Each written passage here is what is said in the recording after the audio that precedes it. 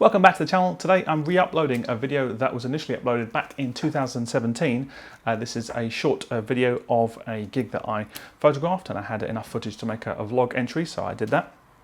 Interestingly enough, YouTube gave me a copyright strike for a piece of 20 seconds of music that I had at the end of this video. So I've removed that piece of music and put something else into it, so it's nice and safe again. I've never had the experience of having a copyright strike more than 3 years after the initial upload.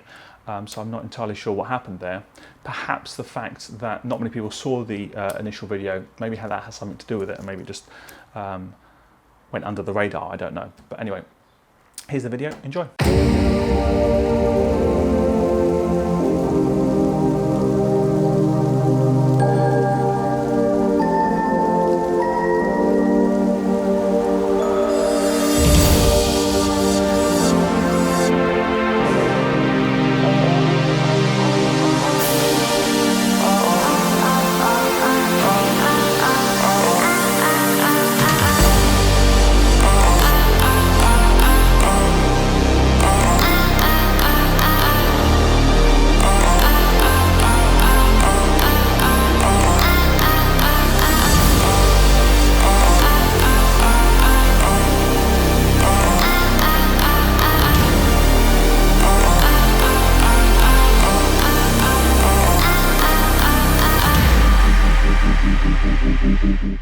Just finished a gig shoot for Banks at the Roundhouse in Camden.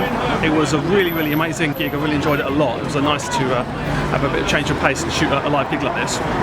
So the deal was with the photographers that we had 3 songs at the beginning, and we had to get all our stuff done in that time. Now that is actually quite a decent amount of time, really. You can get a variety of shots and it wasn't too much of a hassle. The issue was we had to quickly make a plan as to what kind of shots you want to get.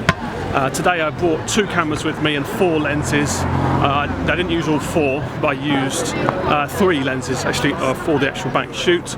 I didn't film, obviously we're not allowed to film inside the pit area, so I was always making sure that, thank you, I was respectful of that and making sure that we weren't filming.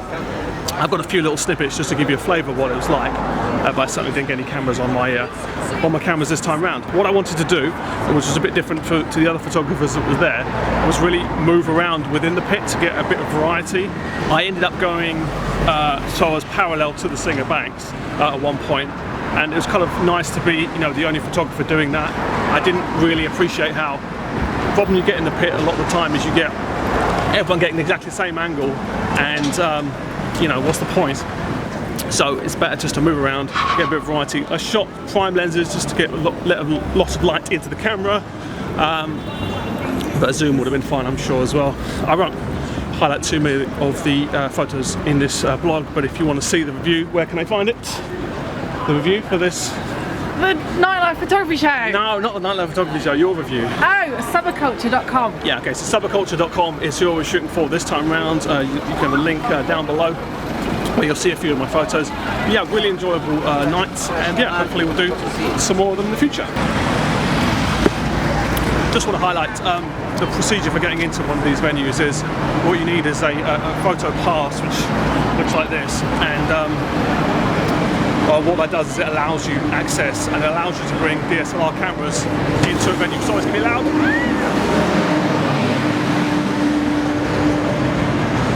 Regular punters aren't allowed to take DSLR cameras into a venue like that, because obviously then everyone will be shooting and it really would distract from the event. When we went to the front desk, we got our VIP passes, and the photo pass would allow us to do that.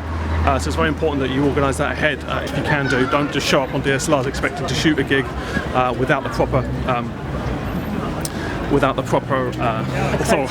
accreditation.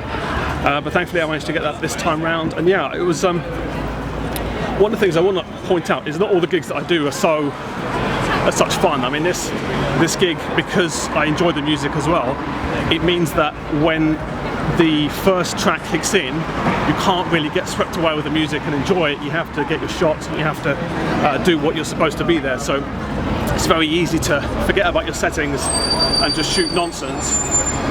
So what I did was take a few shots of the microphone stand just to see how the exposure was. Even though the lights were going to be on, the lights in this venue weren't too crazy. Sometimes you get really Annoying red lights. Yeah, annoying red lights and disco lights that are changing the exposure constantly. Here there wasn't that, and there wasn't really that much smoke in the atmosphere as well, which helped a lot. But yeah, just get the exposure beforehand, and it will save you a lot of hassle when the gig actually starts. So yeah, that's my little tip. See you next time.